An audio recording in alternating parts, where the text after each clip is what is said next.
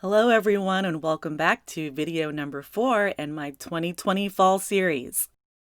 This video is for all of my pumpkin spiced latte lovers. Today we are in the kitchen making homemade pumpkin spiced lattes, so if you are a fan, stick around. I hope you enjoy this video. The complete recipe can be found in the description box below. At the Millionaire House.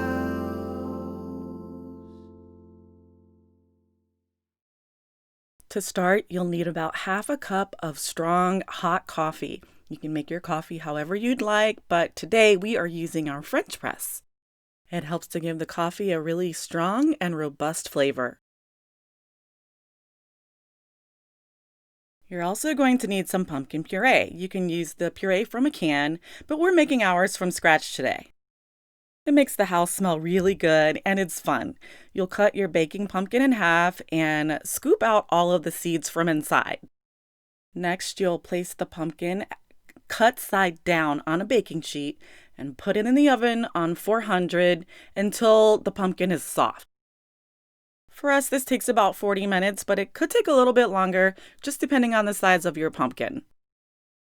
Once you remove the pumpkin from the oven, you can add a little bit of salt if you'd like, but we skipped that part. Next, we scoop out the roasted pumpkin and put it into a food processor and blend it until it's smooth. And by the way, don't toss out your pumpkin seeds. You can actually roast those. They make for a really delicious and healthy snack. And as I mentioned earlier, you're only going to need a couple of tablespoons of the puree. You can refrigerate the rest. It'll keep good for about a week, or you can freeze it. And for the rest of the recipe, you'll need about a tablespoon of vanilla extract,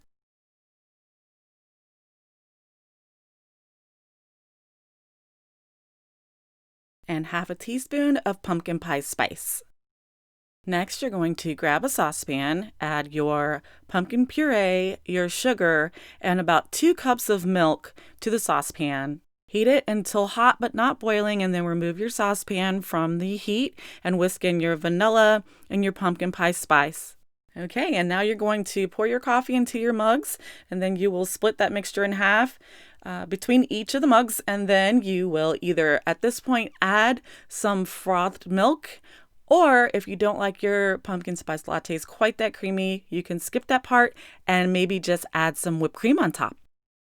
I like to finish ours off with a little more pumpkin pie spice and a little cinnamon, and voila, a delicious cup of homemade pumpkin spice latte. That's how we make them here at the Millionaire House. If you have any other ideas on how to spice up this latte, leave it in the comments below. As always, thanks for watching. Until next time, love and peace.